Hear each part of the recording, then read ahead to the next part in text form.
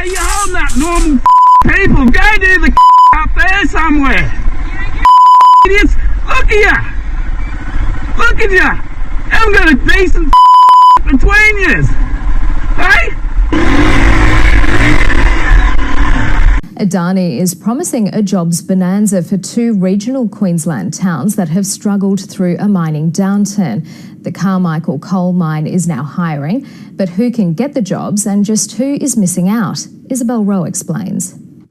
For the construction phase of the massive Carmichael coal mine in the Galilee Basin, Adani says it will hire about 1,200 people from Townsville and 1,000 from Rockhampton. If you don't live in those 2 local council areas, you can also apply.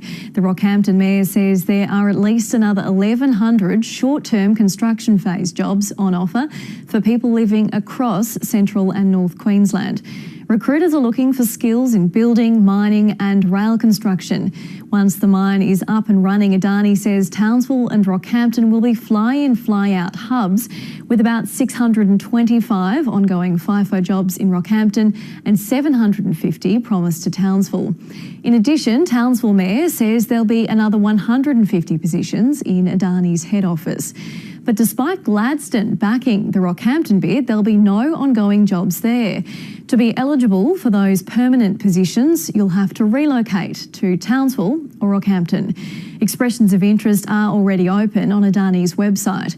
If Adani can't fill a job with someone from either of those 2 cities, the company will have to pay the councils a rebate. Of course, these are Adani and the council's estimations, and only once the mine is operational will the exact number of jobs. Jessica Van Vonderen with ABC News Sunday. A man has been arrested after injuring an anti-Adani protester when he rode his horse through a demonstration in central Queensland. The woman in her 60s was taken to hospital in a stable condition. The man fled into nearby bushland but was later arrested by police. Earlier, anti-Adani protesters complained of intimidation by supporters of the controversial mine. From Clermont, Rachel McGee reports.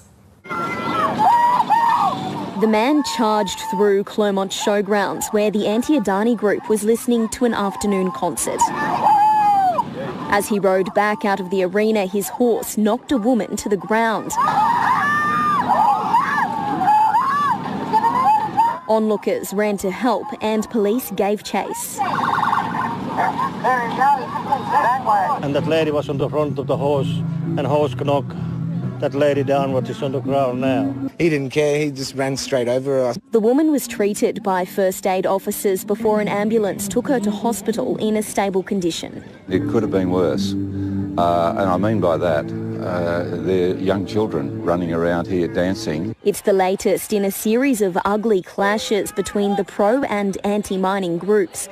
Members of the convoy called police last night after hearing what they thought were gunshots around their camp. It was probably a prank-style firecracker and actually not very close to the showgrounds area at all. The hostilities started when the convoy rolled into town yesterday afternoon. Older women and older men being threatened with obscene language and people banging on their cars and stones being thrown. That's frightening. And they gave them a fairly narrow access and gave them a fair bit of jeering and the general message, of course, of not being welcome in the town. In the morning, more peaceful protests with traditional owners welcoming the Stop Adani convoy to their land.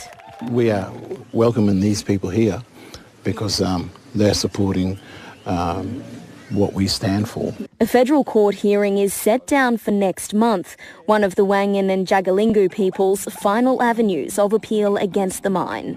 There's nothing more important than a person having a job, a good, decent job. That's what families want, that's what communities want.